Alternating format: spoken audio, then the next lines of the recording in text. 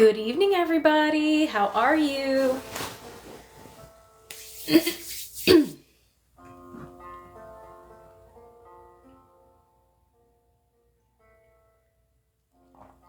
Happy Monday, Miss Deborah. I hope your weekend was great. And if you had to work today, I hope that your day was not too terribly stressful or crazy. Can you guys hear the music okay? Can you give me like a thumbs up or something if you can hear the music all right? Or if you can hear me okay?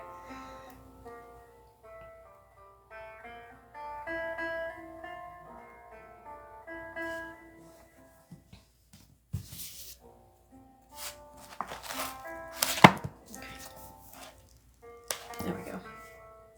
Hi, Janice. I'm well. How are you, honey?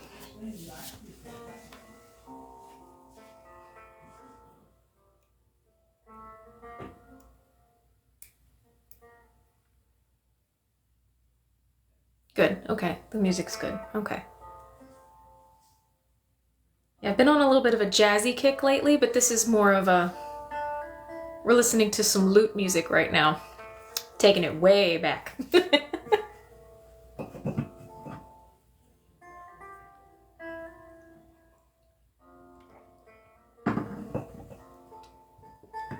For anyone who is new, welcome. You have stumbled upon a book reading for this evening. Of course, The Giver. That's what we're reading by Lois Lowry. Unlike the last 2 weeks, where we've actually read the same thing twice, because technology is going to technology sometimes, we actually are going to advance this weekend, or for this week. So we are actually going to be advancing to the next chapters. So you will not be rereading, or I won't be rereading these last 4 chapters again, because that was stressful. Restful day after a somber weekend. Well, sometimes the weekends are somber.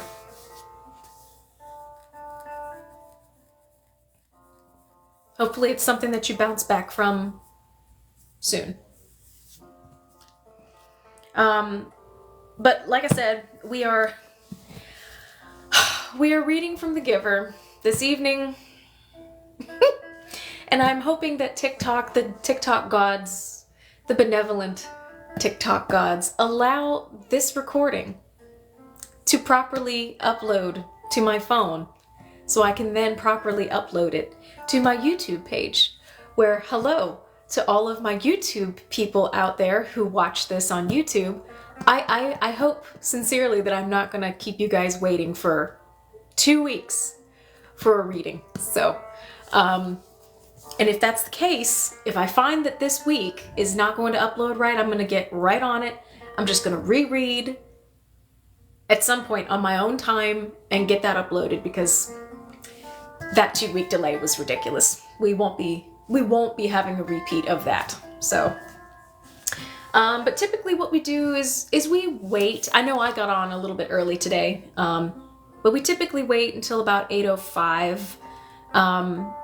Just for people to get comfy and get their favorite drinks, get their jammies on, just kind of de-stress from the day, find your favorite blankie, curl up on your couch or in your bed, just a place where you can veg and decompress. Or, I don't know, maybe you're even listening to me while you're, making dinner or doing bath time with the kids or something. I don't know, but whatever you're doing, I hope it is bringing you peace and joy, fulfillment, happiness, all that good stuff. So, but actually, since I am early, we'll probably go ahead and read like right at 8 instead of waiting until 8:05. And if anyone misses, they can just watch the upload from YouTube. So we'll give it another few minutes, about 3 more minutes.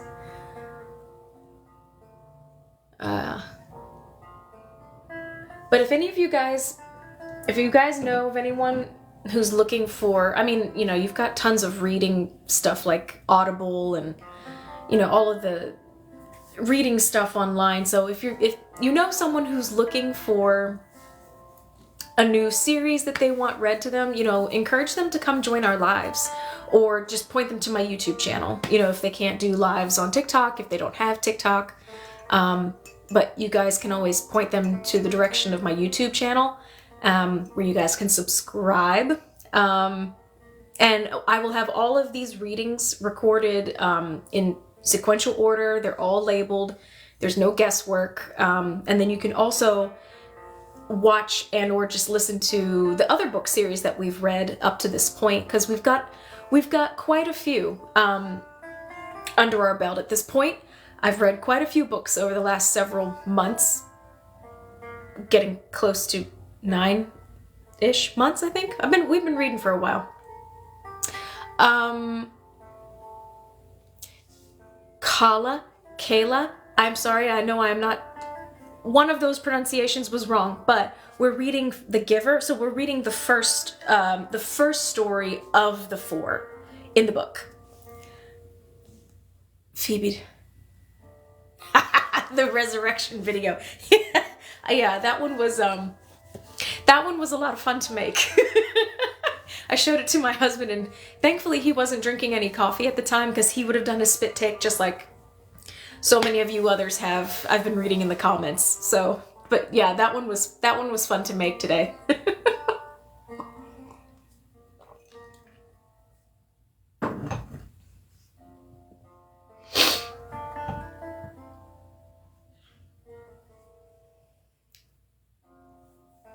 Oh, Miss Deborah, I know you always tell me that I make you fall asleep. But the thing is, Bob Ross does that to me too. Like I can't watch his videos. Like I want to get with my girlfriends sometime and have like a girls' night, like a wine and paint night at my house. I think that would be such fun.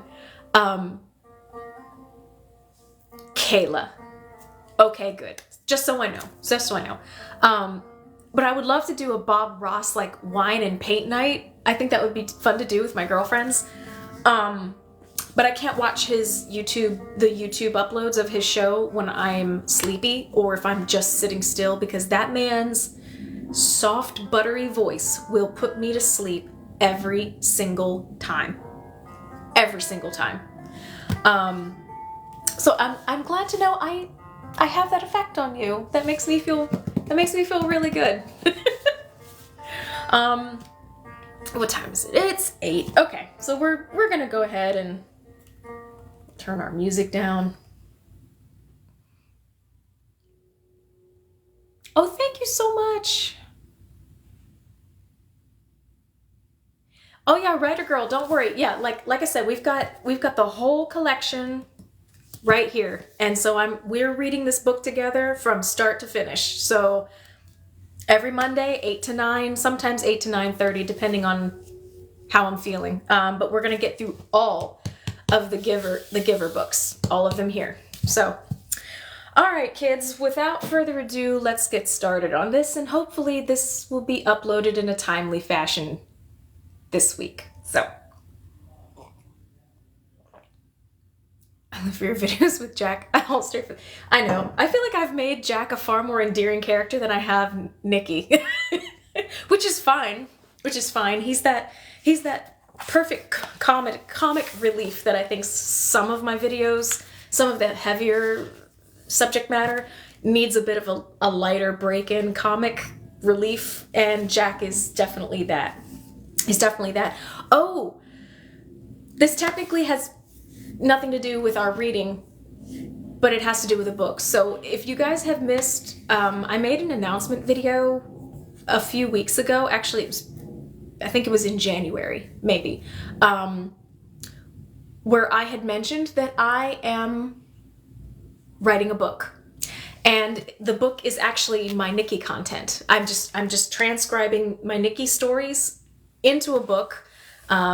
I'm fleshing out the videos, I'm giving more detail, I'm making some of the storylines a bit longer, but I'm also giving more of the characters that you've heard about in my videos. I'm giving them more life, giving them a bit more depth. So I'm plugging away on that. It's hard to really dedicate a lot of time to it because I have a full-time job, but I'm trying very hard. So I'm hoping by the end of the year I will have had all of those videos written down. It maybe not sent to an editor yet, but I'm hoping to at least have them all on paper, so to speak. But yeah, I'm writing a book, and it's about Nikki and Jack, among all the other characters that I'll introduce you to along the way. So yeah, I'm telling you guys to keep myself accountable and to keep the momentum going, because I want you all to pester me about it. I want you all to keep asking me about it, because that'll keep me motivated. It'll keep me focused. So now, seriously, without further ado, let's get started reading. So, Chapter 13. Days went by, and weeks. Jonas learned, through the memories, the names of colors, and now he began to see them all, in his ordinary life, though he knew it was ordinary no longer, and would never be again. But they didn't last. There would be a glimpse of green, the landscaped lawn around the central plaza, a bush on the riverbank, the bright orange of pumpkins being trucked in from the agricultural fields beyond the community boundary, seen in an instant, the flash of brilliant color, but gone again, returning to their flat and hueless shade. The giver told him that it would be a very long time before the colors could keep. "But I want them," Jonas said angrily. "It isn't fair that nothing has color." "Not fair?" The giver looked at Jonas curiously. "Explain what you mean." Well, Jonas had to stop and think it through. If everything's the same, then there aren't any choices. I want to wake up in the mornings and decide things. A blue tunic or a red one. He looked down at himself, at the colorless fabric of his clothing.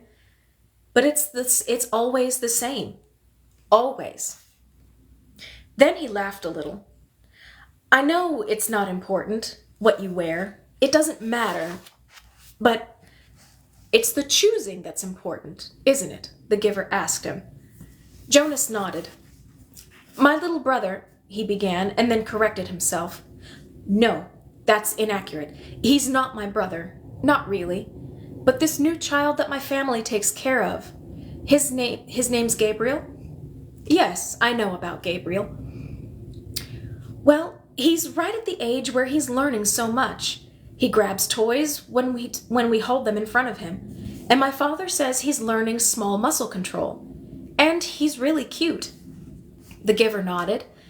"But now that I can see colors, at least sometimes, I was just thinking, what if we could hold up things that were bright red or bright yellow, and he could choose instead of the sameness? He might make the wrong choice." "Oh." Jonas was silent for a minute. "Oh, I see what you mean.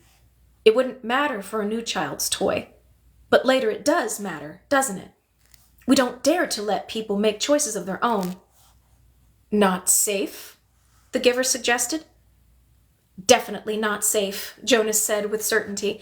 "What if they were allowed to choose their own mate and chose wrong? Or what if," he went on, almost laughing at the absurdity, "they chose their own jobs?" "Frightening, isn't it?" the giver said. Jonas chuckled. "Very frightening. I can't even imagine it. We really have to protect people from wrong choices." "It's safer." "Yes," Jonas agreed, "much safer." But when the conversation turned to other things, Jonas was left still with a feeling of frustration that he didn't understand. He found that he was often angry now, irrationally angry at his group mates, that they were satisfied with their lives which had none of the vibrance his own was taking on, and he was angry at himself, that he could not change that for them. He tried, without asking permission from the giver, because he feared, or knew, that it would be denied, he tried to give his new awareness to his friends. "Asher," Jonas said one morning, "look at those flowers very carefully." They were standing beside a bed of geraniums planted near the Hall of Open Records.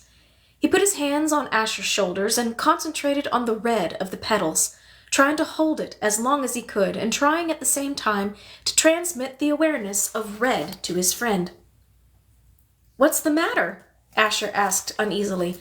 "Is something wrong?" He moved away from Jonas's hands. It was extremely rude for one citizen to touch another outside of family units. "No, nothing. I thought for a minute that they were wilting, and we should let the gardening crew know that they needed more watering." Jonas sighed and turned away. One evening he came home from his training weighted with new knowledge. The giver had chosen a startling and disturbing memory that day.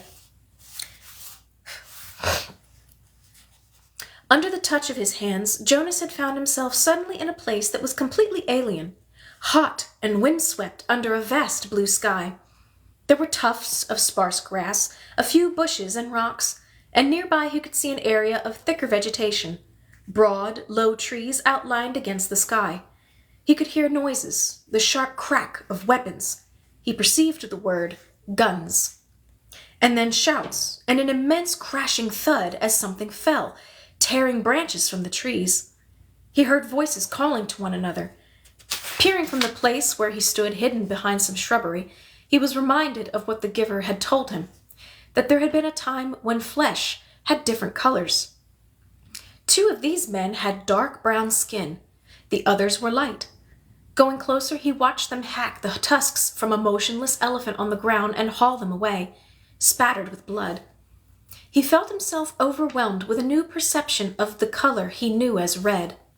Then the men were gone, speeding toward the horizon in a vehicle that spit pebbles from its whirling tires. One hit his forehead and stung him there. But the memory continued, though Jonas ached now for it to end. Now he saw another elephant emerge from the place where it had stood hidden in the trees. Very slowly it walked to the mutilated body and looked down. With its sinuous trunk, it stroked the huge corpse. Then it reached up, broke some leafy branches with a snap, and draped them over the mass of torn thick flesh. Finally, it tilted its massive head, raised its trunk, and roared into the empty landscape. Jonas had never heard such a sound. It was a sound of rage and grief, and it seemed never to end. He could still hear it when he opened his eyes and lay anguished on the bed where he received the memories. It continued to roar into his consciousness as he pedaled slowly home. "Lily?" he asked that evening when his sister took her comfort object, the stuffed elephant, from the shelf. "Did you know that once there really were elephants? Live ones?" She glanced down at the ragged comfort object and grinned. "Right," she said skeptically. "Sure, Jonas." Jonas went and sat beside them while his father untied Lily's hair ribbons and combed her hair. He placed one hand on each of their shoulders. With all of his being, he tried to give each of them a piece of the memory, not of the tortured cry of the elephant, but of the being of the elephant, of the towering, immense creature, and the meticulous touch with which it had tended its friend at the end. But his father had continued to comb Lily's long hair, and Lily, impatient, had finally wiggled under her brother's touch. "Jonas," she said, "you're hurting me with your hand." "I apologize for hurting you, Lily," Jonas mumbled, and took his hand away. "Accept your apology," Lily responded indifferently, stroking the lifeless elephant. "Giver," Jonas asked once, as they prepared for the day's work, "don't you have a spouse? Aren't you allowed to apply for one?" Although he was exempted from the rules against rudeness, he was aware that this was a rude question. But the giver had encouraged all of his questions, not seeming to be embarrassed or offended by even the most personal. The giver chuckled. "No, there's no rule against it, and I did have a spouse. You're forgetting how old I am, Jonas. My former spouse lives now with the childless adults." Oh, of course! Jonas had forgotten the giver's obvious age. When adults of the community became older, their lives became different. They were no longer needed to create family units. Jonas's own parents, when he and Lily were grown, would go to live with the childless adults. "You'll be able to apply for a spouse, Jonas, if you want to. I'll warn you, though, that it will be difficult. Your living arrangements will have to be different from those of most family units because the books are forbidden to citizens. You and I are the only ones with access to the books." Jonas glanced around at the astonishing array of volumes. From time to time now he could see their colors. With their hours together, his and the giver's, consumed by conversation and by the transmission of memories, Jonas had not yet opened any of the books. But yet he read the titles here and there, and knew that they contained all of the knowledge of centuries, and that one day they would belong to him. "So, if I have a spouse, and maybe children, I will have to hide the books from them?" The giver nodded. "I wasn't permitted to share the books with my spouse." "That's correct. And there are other difficulties too. You remember the rule that says the new receiver can't talk about his training?" Jonas nodded. Of course he remembered. It had turned out by far to be the most frustrating of the rules he was required to obey. "When you become the official receiver, when we're finished here, you'll be given a whole new set of rules. Those are the rules that I obey. And it won't surprise you that I am forbidden to talk about my work to anyone except the new receiver. That's you, of course. So there will be a whole part of your life which you won't be able to share with a family. It's hard, Jonas. It was hard for me. You do understand, don't you, that this is my life? The memories?" Jonas nodded again, but he was puzzled. Didn't life consist of the things you did each day? There wasn't anything else, really. I've seen you taking walks," he said. The giver sighed. "I walk. I eat at mealtime, and when I am called by the committee of elders, I appear before them, to give them counsel and advice." "Do you advise them often?" Jonas was a little frightened at the thought that one day he would be the one to advise the ruling body. But the giver said no. "Rarely. Only when they are faced with something that they have not experienced before. Then they call upon me to use the memories and advise them. But it very seldom happens. Sometimes I wish they'd ask for my wisdom more often. There are so many things I could tell them, things I wish they would change. But they don't want change. Life here is so orderly, so predictable, so painless. It's what they've chosen." "I don't know why they even need a receiver then, if they never call upon him," Jonas commented. "They need me, and you," the giver said, but didn't explain what he meant. They were reminded of that 10 years ago. "What happened 10 years ago?" Jonas asked. "Oh, I know. You tried to train a successor and it failed. Why? Why did that remind them?" The giver smiled grimly. "When the new receiver failed, the memories that she had received were released. They didn't come back to me. They went..." He paused and seemed to be struggling with the concept. "I don't know exactly. They went to the place where memories once existed before receivers were created. Someplace out there." He gestured vaguely with his arm. "And then the people had access to them. Apparently that's the way it was once. Everyone had access to memories." "It was chaos," he said. "They really suffered for a while. Finally it subsided as the memories were assimilated, but it certainly made them aware of how they need a receiver to contain all that pain and knowledge." "But you have to suffer like that all the time," Jonas pointed out. The giver nodded. "And you will. It's my life. It will be yours." Jonas thought about it, about what it would be like for him. Along with walking and eating, and he looked around the walls of books. "Reading? That's it?" The giver shook his head. "Those are simply the things that I do. My life is here." "In this room?" The giver shook his head. He put his hands to his own face, to his chest. "No, here, in my being, where the memories are. My instructors in science and technology have taught us about how the brain works," Jonas told him eagerly. "It's full of electrical impulses. It's like a computer. If you stimulate one part of the brain with an electrode, He stopped talking. He could see an odd look on the giver's face. "They know nothing," the giver said bitterly. Jonas was shocked.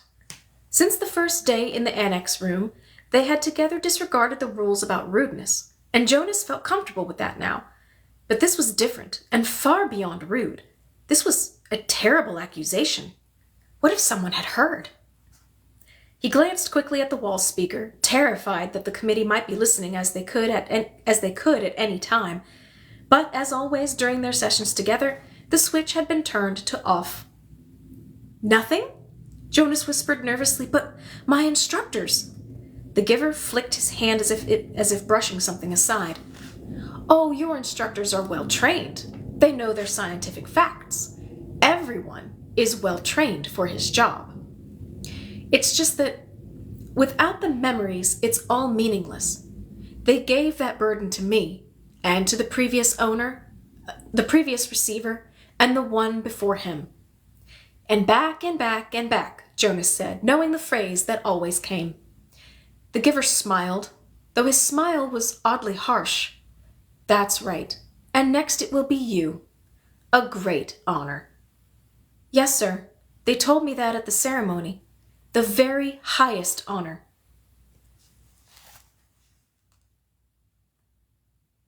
Oh, John, that's so sweet. Thank you. Thank you and you're welcome. Some afternoons, the giver sent him away without training. Jonas knew on days when he arrived to find the giver hunched over, rocking his body slightly back and forth, his face pale, that he would be sent away. Go, the giver would tell him tensely. I'm in pain today. Come back tomorrow. On those days, worried and disappointed, Jonas would walk alone beside the river. The paths were empty of people except for the few delivery crews and landscape workers here and there. Small children were all at the child care center after school, and the older ones busy with volunteer hours or training. By himself, he tested his own developing memory. He watched the landscape for glimpses of the green that he knew was embedded in the shrubbery. When it came flickering into his consciousness, he focused upon it, keeping it there, darkening it, holding it in his vision as long as possible until his head hurt, and he let it fade away. He stared at the flat, colorless sky, bringing blue from it, and remembered sunshine until finally, for an instant, he could feel warmth. He stood at the foot of the bridge that spanned the river, the bridge that citizens were allowed to cross only on official business. Jonas had crossed it on school trips, visiting the outlying communities, and he knew that the land beyond the bridge was much the same, flat and well-ordered, with fields for agriculture. The other communities he had seen on his visits were essentially the same as his own. The only differences were slightly altered styles of dwellings, slightly different schedules in the schools. He wondered what lay in the far distance where he had never gone. The land didn't end beyond those nearby communities. Were there hills elsewhere? Were there vast wind-torn areas like the place he had seen in memory, the place where the elephant died? Giver, he asked one afternoon following a day when he had been sent away, what causes you pain? When the giver was silent, Jonas continued, the chief elder told me at the beginning that the receiving of memory causes terrible pain, and you described for me that the failure of the last new receiver released painful memories to the community. But I haven't suffered, Giver. Not really, Jonas smiled. Oh, I remember the sunburn you gave me on the very first day, but that wasn't so terrible. What is it that makes you suffer so much? If you gave some of it to me, maybe your pain would be less.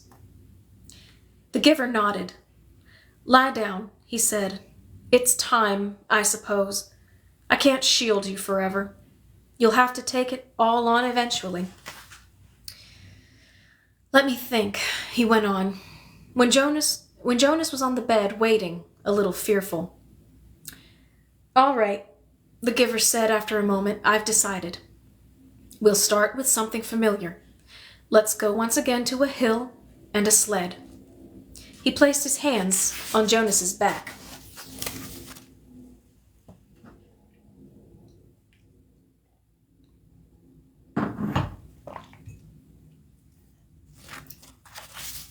Admittedly, I have forgotten this part of the story, so I don't know what happens next.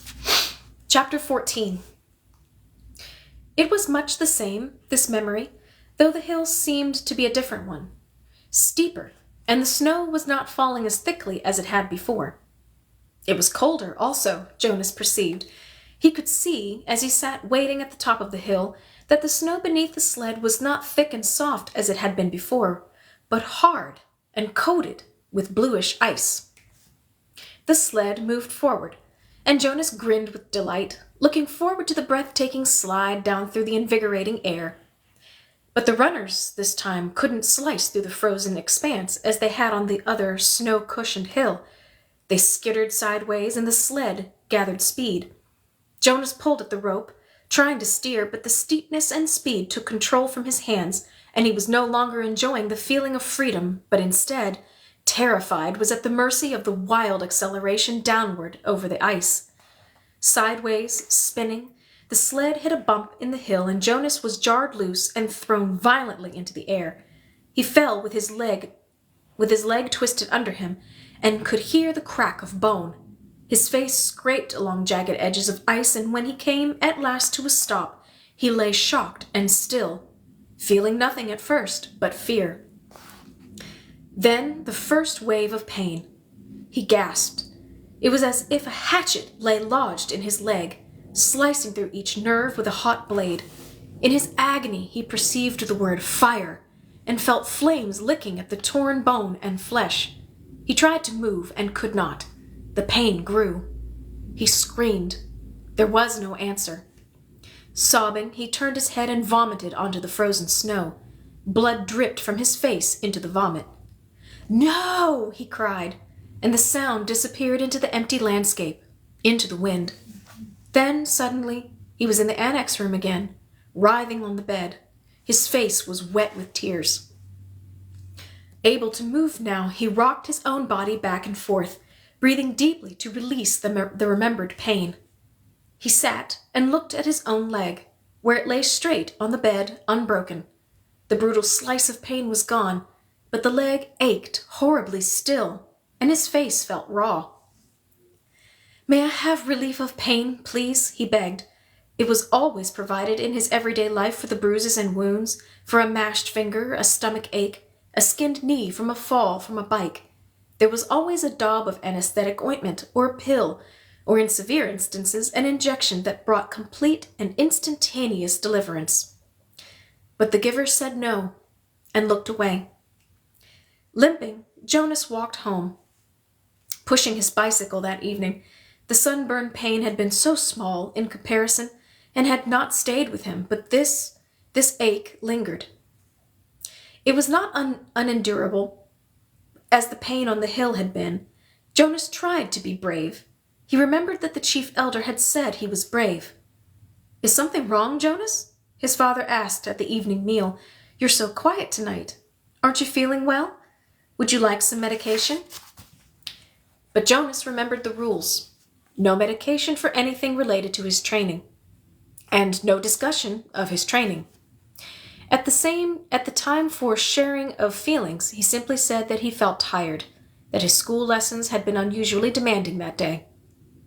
He went to his sleeping room early, and from behind the closed door he could hear his parents and sister laughing as they gave Gabriel his evening bath. They have never known pain, he thought. The realization made him feel desperately lonely, and he rubbed his throbbing leg. He eventually slept. Again and again he dreamed of the anguish and the isolation of the forsaken hill. The daily training continued, and now it always included pain. The agony of the fractured leg began to seem no more than a mild discomfort as the giver led Jonas firmly, little by little, into the deep and terrible suffering of the past. Each time, in his kindness, the giver ended the afternoon with a color-filled memory of pleasure. A brisk sail on a blue-green lake, a meadow dotted with yellow wildflowers, an orange sunset behind mountains. But it was not enough to assuage the pain that Jonas was beginning now to know. "Why?" Jonas asked him after he had received a torturous memory in which he had been neglected and unfed. The hunger had caused excruciating spasms in his empty, distended stomach. He lay on the bed, aching. "Why do you and I have to hold these memories?" "It gives us wisdom," the giver replied. Without wisdom, I could not fulfill my function of advising the committee of elders when they call upon me. But what wisdom do you get from hunger? Jonas groaned. His stomach still hurt, though the memory had faded. Some years ago, the giver told him, before your birth, a lot of citizens petitioned the committee of elders. They wanted to increase the rate of births. They wanted each birth mother to be assigned 4 births instead of 3, so that the population would increase and there would be more laborers available. Jonas nodded, listening. That makes sense. The idea was that certain family units could accommodate an additional child. Jonas nodded again. Mine could, he pointed out. We have Gabriel this year, and it's fun, having a 3rd child. The committee of elders sought my advice, the giver said. It made sense to them too, but it was a new idea, and they came to me for wisdom. And you used your memories? The giver said yes. And the strongest memory that came was hunger. It came from many generations back. Centuries back. The population had gotten so big that hunger was everywhere. Excruciating hunger and starvation. It was followed by warfare. Warfare? It was a concept Jonas did not know, but hunger was familiar to him now. Unconsciously, he rubbed his own abdomen, recalling the pain of its unfulfilled needs. So you described that to them? They don't want to hear about pain. They just seek the advice. I simply advised them against increasing the population. But you said that was before my birth. They hardly ever come to you for advice. Only when they... What was it you said? When they have a problem they've never faced before. When did it happen last? Do you remember the day when the plane flew over the community? Yes, I was scared. So were they. They prepared to shoot it down, but they sought my advice. I told them to wait. But how did you know? How did you know that the pilot was lost? I didn't. I used my wisdom from the memories. I knew that there had been times in the past, terrible times, when people had destroyed others in haste, in fear, and had brought about their own destruction. Jonas realized something. That means, he said slowly, that you have memories of destruction, and you have to give them to me too, because I have to get the wisdom. The giver nodded. But it will hurt, Jonas said.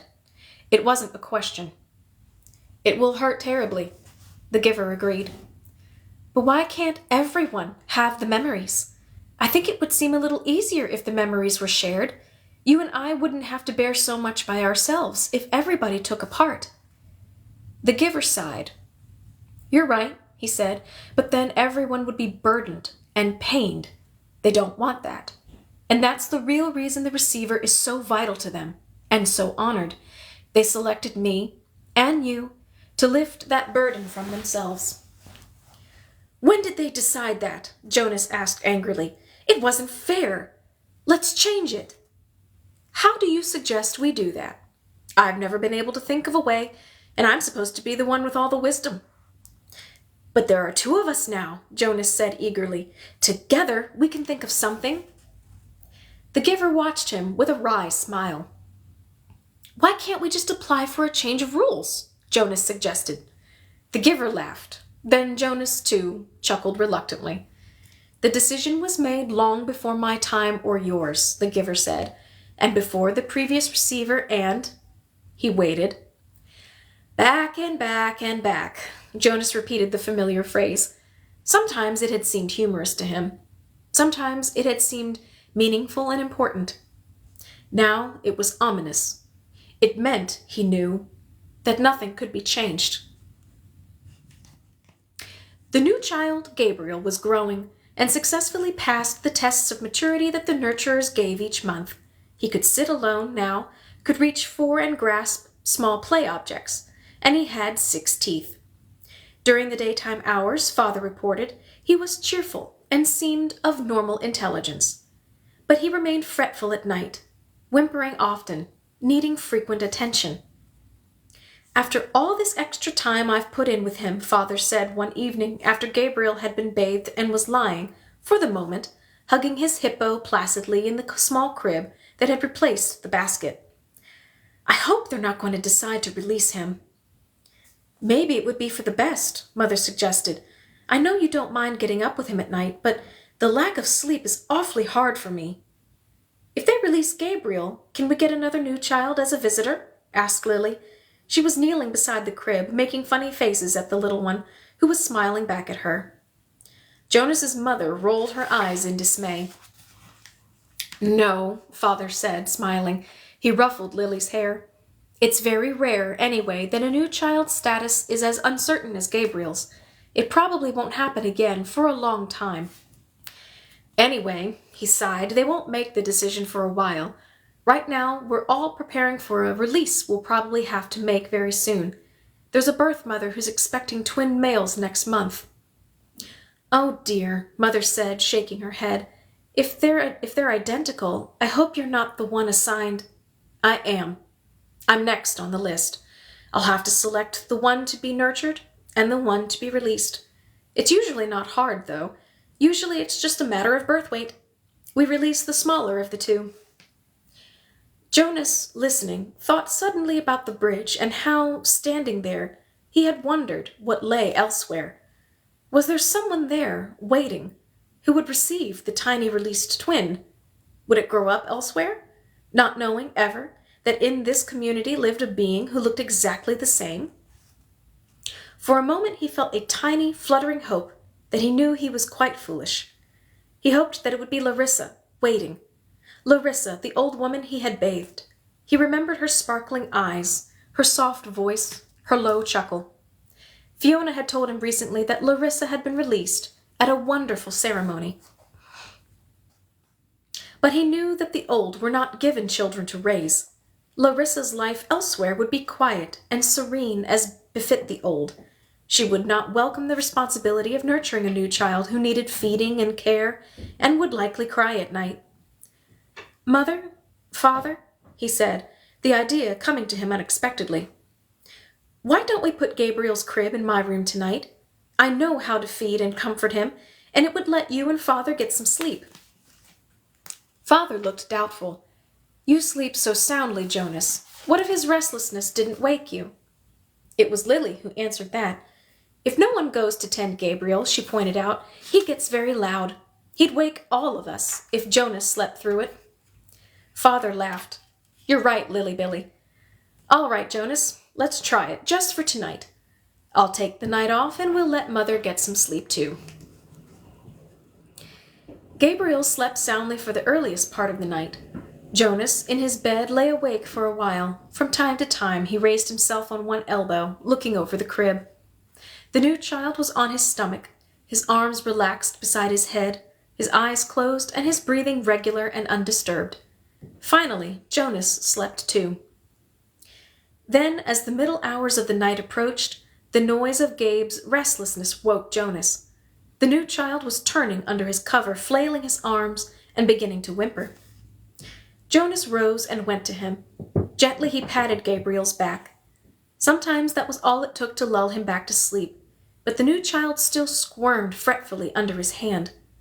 Still patting rhythmically, Jonas began to remember the wonderful sail that the giver had given him not long before, a bright, breezy day on a clear turquoise lake, and above him the white sail of the boat billowing as he moved along in the brisk wind. He was not aware of giving the memory, but suddenly he realized that it was becoming dimmer, that it was sliding through his hand into the being of the new child. Gabriel became quiet. Startled, Jonas pulled back what was left of the memory with a burst of will. He removed his hand from the little back and stood quietly beside the crib. To himself, he called the memory of the sail forward again. It was still there, but the sky was less blue, the gentle motion of the boat slower, the water of the lake more murky and clouded. He kept it for a while, soothing his own nervousness at what had occurred, then let it go and returned to his bed. Once more, toward dawn, the new child woke and cried out. Again, Jonas went to him. This time he quite deliberately placed his hand firmly on Gabriel's back and released the rest of the calming day on the lake. Again, Gabriel slept. But now Jonas lay awake, thinking. He no longer had any more than a wisp of the memory, and he felt a small lack where it had been. He could ask the giver for another sail, he knew, a sail perhaps on ocean next time, for Jonas had a memory of ocean now, and knew what it was.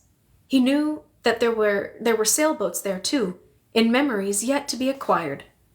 He wondered, though, if he should confess to the giver that he had given a memory away. He was not yet qualified to be a giver himself, nor had Gabriel been selected to be a receiver. Then, that he had this power frightened him. He decided not to tell.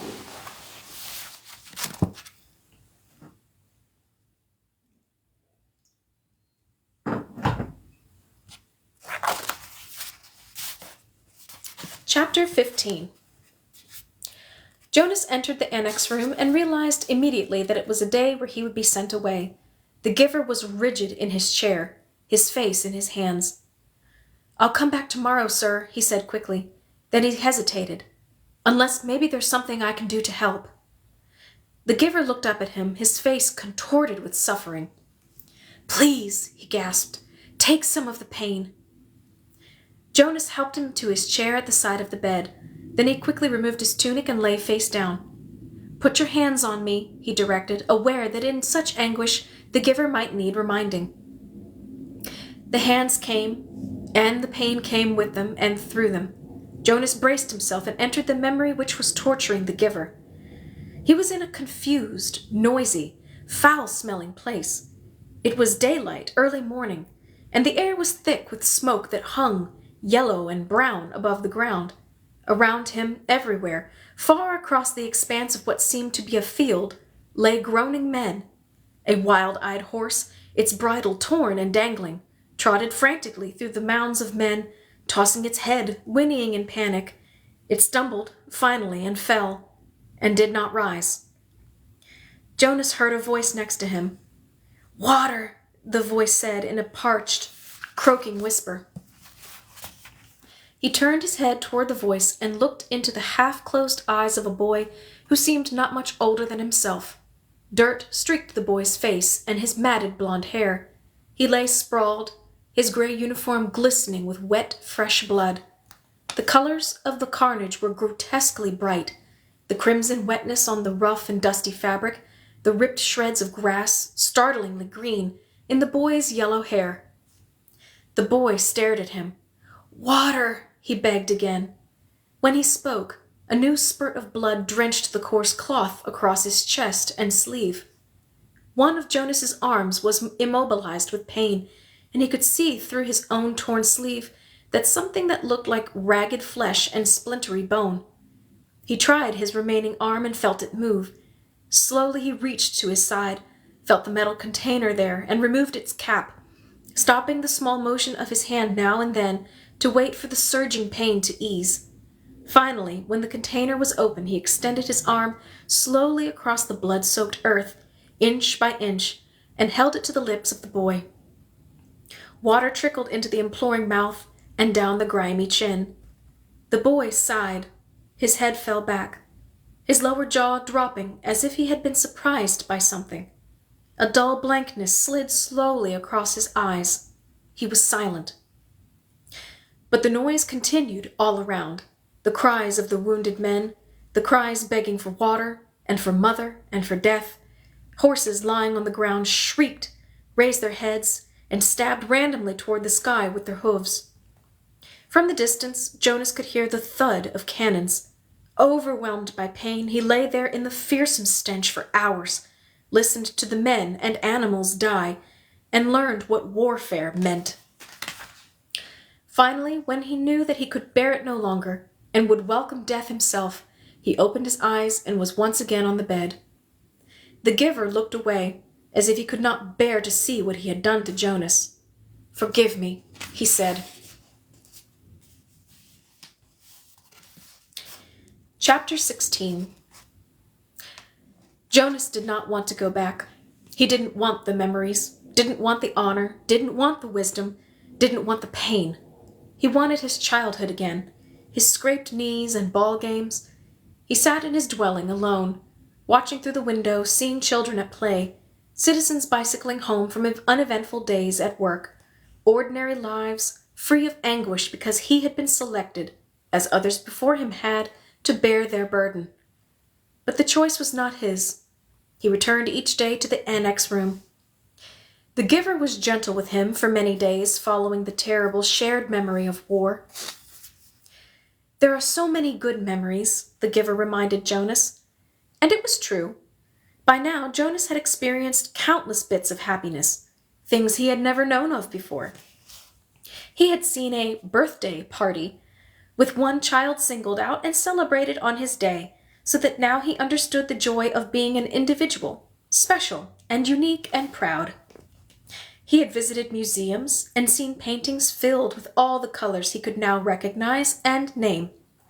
In one ecstatic memory, he had ridden a gleaming brown horse across a field that smelled of damp grass and had dismounted beside a small stream from which both he and the horse drank cold, clear water. Now he understood about animals, and in the moment that the horse turned from the stream and nudged Jonas's shoulder affectionately with its head, he perceived the bonds between animal and human. He had walked through woods and sat at night beside a campfire. Although he had through the memories learned about the pain of loss and loneliness, he gained, too, an understanding of solitude and its joy. "What is your favorite?" Jonas asked the giver. You don't have to give it away yet," he added quickly. "Just tell me about it, so I can look forward to it because I'll have to receive it when your job is done." The giver smiled. "Lie down," he said. "I am happy to give it to you." Jonas felt the joy of it as soon as the memory began. Sometimes it took for a while for him to get his bearings, to find his place, but this time he fit right in and felt the happiness that pervaded the memory. He was in a room filled with people, and it was warm, with firelight glowing on a hearth. He could see through a window that outside it was night, and snowing. There were colored lights, red and green and yellow, twinkling from a tree which was oddly inside the room. On a table, lighted candles stood in a polished golden holder and cast a soft, flickering glow. He could smell things cooking, and he heard soft laughter. A golden-haired dog lay sleeping on the floor. On the floor there were packages wrapped in brightly colored paper and tied with gleaming ribbons. As Jonas watched, a small child began to pick up the packages and pass them around the room, to other children, to adults who were obviously parents, and to an older, quiet couple, man and woman, who sat smiling together on a couch. While Jonas watched, the people began one by one to untie the ribbons on the packages, to unwrap the bright papers, open the boxes, and reveal toys and clothing and books. There were cries of delight. They hugged one another. The small child went and sat on the lap of the old woman, and she rocked him and rubbed her cheek against his. Jonas opened his eyes and lay contentedly on the bed, still luxuriating in the warm and comforting memory. It had all been there, all the things he had learned to treasure. "What did you perceive?" the giver asked. "Warmth," Jonas replied, "and happiness, and, let me think, family, that it was a celebration of some sort, a holiday, and something else. I can't quite get the word for it. It will come to you." Who were the old people? Why were they there? It had puzzled Jonas, seeing them in the room. The old of the community did not ever leave their special place, the house of the old, where they were so well cared for and respected. They were called grandparents. Grandparents? Grandparents. It meant parents of the parents, long ago. And back and back and back, Jonas began to laugh.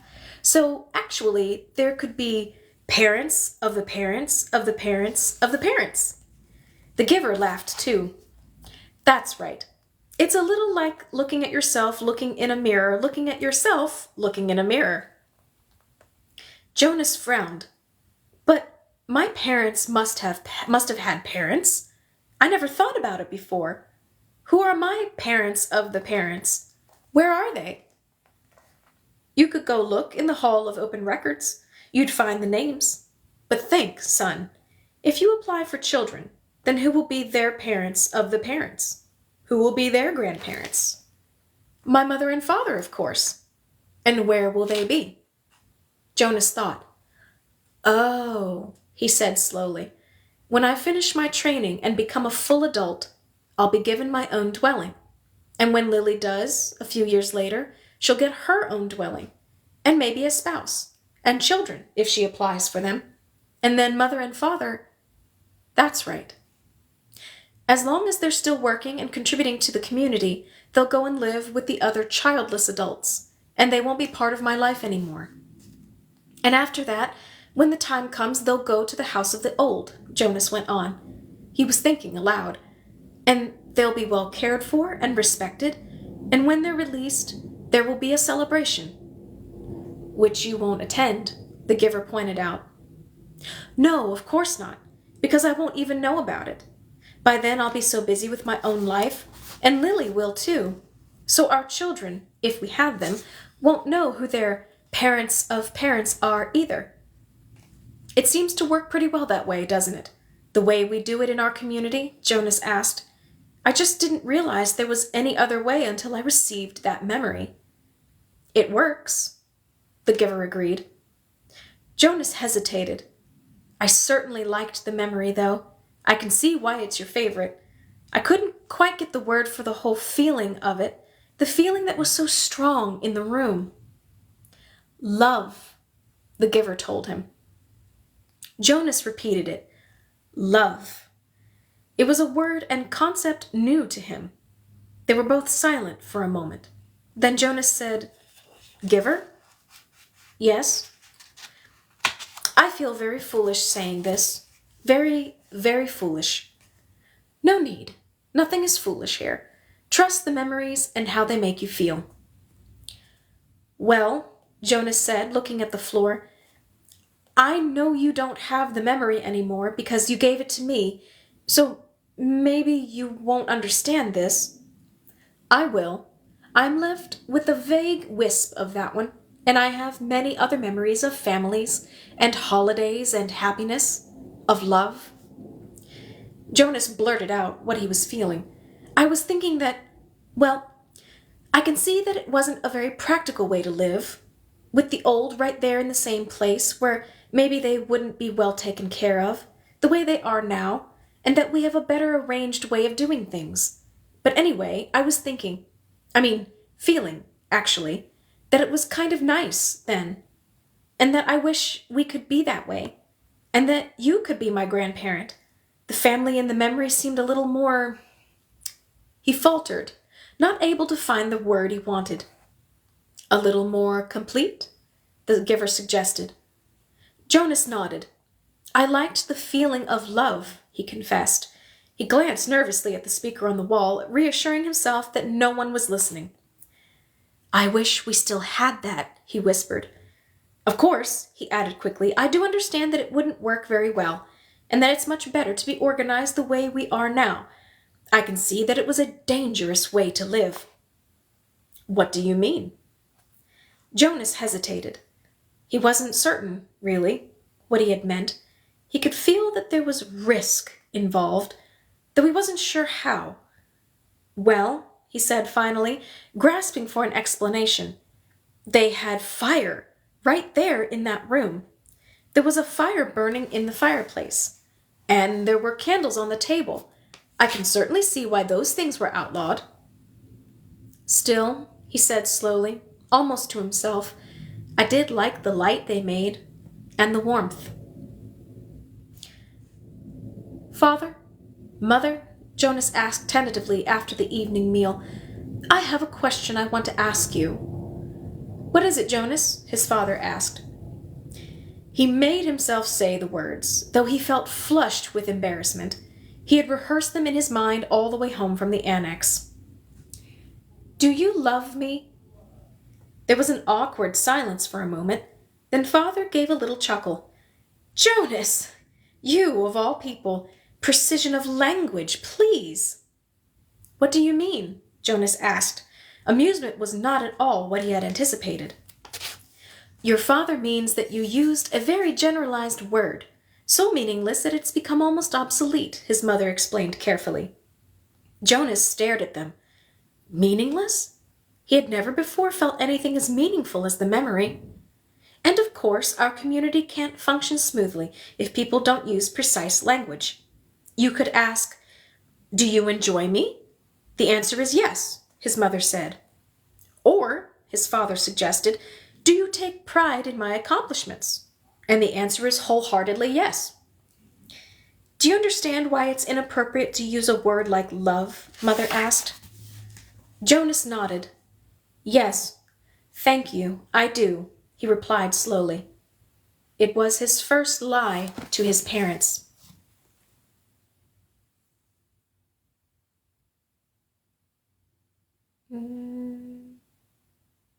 What is going on, y'all? There we go. Okay.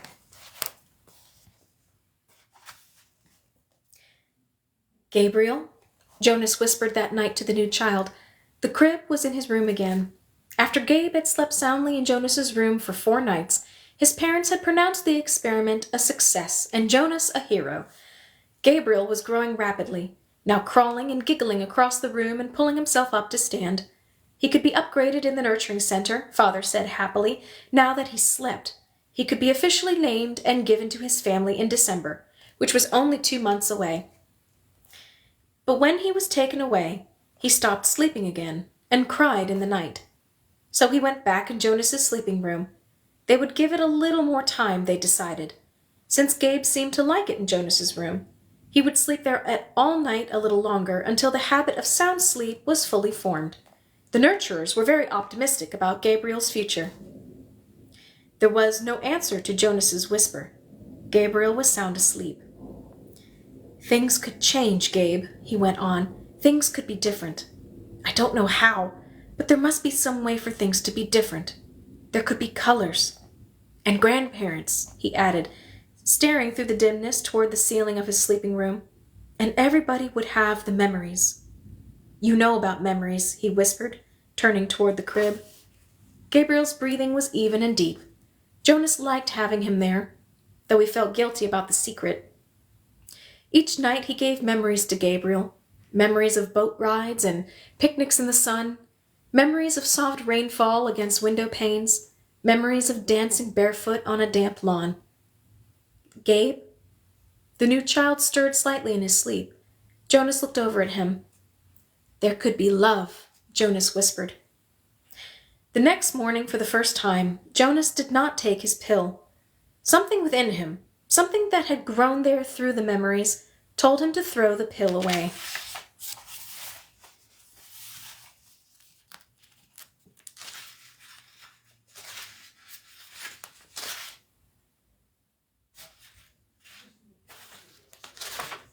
Okay. We're going to do one more chapter for the evening. All right. Chapter 17. Today is declared an unscheduled holiday. Jonas, his parents, and Lily all turned in surprise and looked at the wall speaker from which the announcement had come. It happened so rarely and was such a treat for the entire community when it did. Adults were exempted from the day's work, children from school and training and volunteer hours. The substitute laborers, who would be given a different holiday, took over all the necessary tasks, nurturing, food delivery, and care of the old, and the community was free. Jonas cheered and put his homework folder down. He had been about to leave for school. School was less important to him now, and before much more time passed, his formal schooling would end. But still, for 12s, though they had begun their adult training, there were the endless lists of rules to be memorized and the newest technology to be mastered. He wished his parents, sister, and Gabe a happy day and rode down the bicycle path, looking for Asher. He had not taken the pills now for 4 weeks. The stirrings had returned, and he felt a little guilty and embarrassed about the pleasurable dreams that came to him as he slept. But he knew he couldn't go back to the world of no feelings that he had lived in for so long. And his new heightened feelings permeated a greater realm than simply his sleep. Though he knew that his failure to take the pills accounted for some of it, he thought that the feelings also came from the memories. Now he could see all of the colors, and he could keep them too, so that the trees and grass and bushes stayed green in his vision. Gabriel's rosy cheeks stayed pink, even when he slept. And apples were always, always red. Now, through the memories, he had seen oceans and mountain lakes and streams that gurgled through woods, and now he saw the familiar wide river beside the path differently. He saw all of the light and color and history it contained and carried in its slow-moving water, and he knew that there was an elsewhere from which it came, and an elsewhere to which it was going. On this unexpected, casual holiday, he felt happy, as he always had on holidays, but with a deeper happiness than ever before. Thinking, as he always did, about precision of language, Jonas realized that it was a new depth of feelings that he was experiencing. Somehow, they were not at all the same feelings that every evening in every dwelling, every citizen analyzed with endless talk. "I felt angry because someone broke the play area rules," Lily had said once, making a fist with her small hand to indicate her fury. Her family, Jonas among them, had talked about the possible reasons for rule breaking and the need for understanding and patience, until Lily's fist had relaxed and her anger was gone. But Lily had not felt anger, Jonas realized now. Shallow impatience and exasperation. That was all Lily had felt. He knew that with certainty now because he knew what anger was. Now he had, in the memories, experienced injustice and cruelty, and he had reacted with rage that welled up so passionately inside him that the thought of discussing it calmly at the evening meal was unthinkable. "I felt sad today," he had heard his mother say, and they had comforted her. But now Jonas had experienced real sadness. He had felt grief. He knew that there was no quick comfort for emotions like those. These were deeper, and they did not need to be told. They were felt. Today he felt happiness. "Asher!" He spied his friend's bicycle leaning against a tree at the edge of the playing field. Nearby, other bikes were strewn about on the ground. On a holiday, the usual rules of order could be disregarded. He skidded to a stop and dropped his own bike beside the others. "Hey, Ash!" he shouted, looking around. There seemed to be no one in the play area. "Where are you?" "Pshoo!" A child's voice coming from behind a nearby bush made the sound. "Pow, pow, pow!" A female 11 named Tanya staggered forward from where she had been hiding. Dramatically, she clutched her stomach and stumbled about in a zigzag pattern, groaning. "You got me!" she called, and fell to the ground, grinning. Blam! Jonas, standing on the side of the playing field, recognized Asher's voice. He saw his friend, aiming an imaginary weapon in his hand, dart from behind one tree to another. Blam! "You're in my line of ambush, Jonas! Watch out!" Jonas stepped back. He moved behind Asher's bike and knelt so that he was out of sight. It was a game he had often played with the other children, a game of good guys and bad guys, a harmless pastime that used up their contained energy and ended only when they all lay posed in freakish postures on the ground. He had never recognized it before as a game of war. "Attack!" The shout came from behind the small storehouse where play equipment was kept. 3 children dashed forward, their imaginary weapons in firing position. From the opposite side of the field came an opposing shout. "Counterattack!" From their hiding places, a horde of children, Jonas recognized Fiona in the group, emerged, running in a crouched position, firing across the field. Several of them stopped, grabbed their own shoulders and chests with exaggerated gestures, and pretended to be hit. They dropped to the ground and lay, suppressing giggles. Feelings surged within Jonas. He found himself walking forward into the field. "You're hit, Jonas!" Asher yelled from behind a tree. "Pow! You're hit again!" Jonas stood alone in the center of the field. Several of the children raised their heads and looked up at him uneasily. The attacking army slowed, emerged from their crouched positions, and watched to see what he was doing. In his mind, Jonas saw again the face of the boy who had lain dying on a field and had begged him for water. He had a sudden choking feeling, as if it were difficult to breathe. One of the children raised an imaginary rifle and made an attempt to destroy him with a firing noise. Phew! Then they were all silent, standing awkwardly, and the only sound was the sound of Jonas's shuddering breaths. He struggled not to cry. Gradually, when nothing happened, nothing changed, the children looked at each other nervously and went away. He heard the sounds as they righted their bicycles and began to ride down the path that led from the field. Only Asher and Fiona remained. "What's wrong, Jonas? It was only a game," Fiona said. "You ruined it," Asher said in an irritated voice. "Don't play it anymore," Jonas pleaded. "I'm the one who's training for assistant recreation director," Asher pointed out angrily. "Games aren't your area of expertness." "Expertise," Jonas corrected him automatically. "Whatever. You can't say what we play, even if you are going to be the new receiver."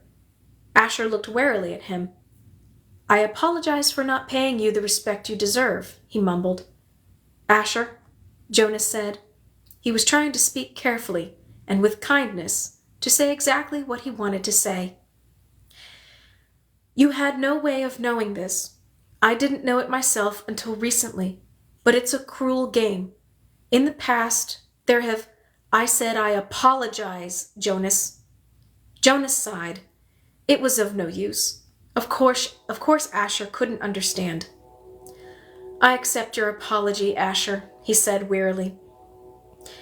"Do you want to go for a ride along the river, Jonas?" Fiona asked, biting her lip with nervousness. Jonas looked at her. She was so lovely. For a fleeting instant, he thought he would like nothing better than to ride peacefully along the river path, laughing and talking with his gentle female friend. But he knew that such times had been taken from him now. He shook his head. After a moment, his two friends turned and went to their bikes. He watched as they rode away. Jonas trudged to the bench beside the storehouse and sat down, overwhelmed with feelings of loss. His childhood, his friendships, his carefree sense of security, all of these things seemed to be slipping away. With his new, heightened feelings, he was overwhelmed by sadness at the way the others had laughed and shouted, playing at war. But he knew that they could not understand why, without the memories. He felt such love for Asher and for Fiona, but they could not feel it back, without the memories. And he could not give them those.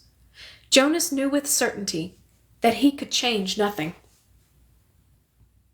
Back in their dwelling that evening, Lily chattered merrily about the wonderful holiday she had had, playing with her friends, having her midday meal out of doors, and, she confessed, sneaking a very short try on her father's bicycle. "I can't wait till I get my very own bicycle next month. Father's is too big for me. I fell," she explained matter-of-factly. "Good thing Gabe wasn't in the child's seat." "A very good thing," Mother agreed, frowning at the idea of it. Gabriel waved his arms at the mention of himself. He had begun to walk just the week before. The first steps of a new child were always the occasion for celebration at the nurturing center, Father said, but also for the introduction of a discipline wand. Now Father brought the slender instrument home with him each night, in case Gabriel misbehaved. But he was a happy and easy-going toddler. Now he moved unsteadily across the room, laughing. "Gay!" he chirped. "Gay!" It was the way he said his own name. Jonas brightened. It had been a depressing day for him, after such a bright start. But he set his glum thoughts aside. He thought about starting to teach Lily to ride so that she could speed off proudly after her ceremony of 9, which would be coming soon. It was hard to believe that it was almost December again, that almost a year had passed since he had become a 12. He smiled as he watched the new child plant one small foot carefully before the other, grinning with glee at his own steps as he tried them out. "I want to get to sleep early tonight," Father said. "Tomorrow's a busy day for me. The twins are being born tomorrow, and the test results show they are identical." "One for here, one for elsewhere," Lily chanted.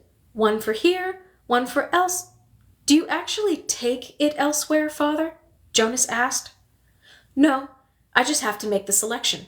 I weigh them, hand the larger over to a nurturer who's standing by, waiting, and then I get the smaller one all cleaned up and comfy. Then I perform a small ceremony of release, and he glanced down, grinning at Gabriel.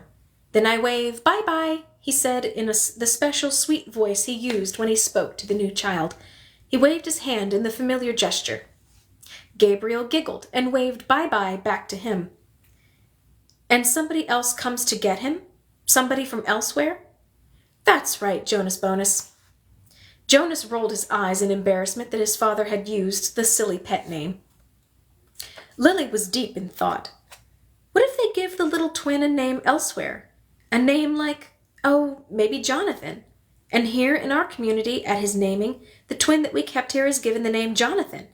And then there would be 2 children with the same name, that they would look exactly the same, and someday, maybe when they were a 6, one group of 6s would go visit another community on a bus, and there in the other community, in the other group of 6s, would be a Jonathan who was exactly the same as the other Jonathan, and then maybe they would get mixed up and take the wrong Jonathan home, and maybe his parents wouldn't notice, and then... She paused for breath. "Lily," Mother said, "I have a wonderful idea. Maybe when you become a 12, they'll give you the assignment of storyteller. I don't think we've had a storyteller in the community for a long time, but if I were on the committee, I would definitely choose you for that job." Lily grinned. "I have a better idea for one more story," she announced. "What if we were all twins and didn't know it? And so elsewhere there would be another Lily, and another Jonas, and another father, and another Asher, and another chief elder, and another..." Father groaned. "Lily," he said, "it's bedtime."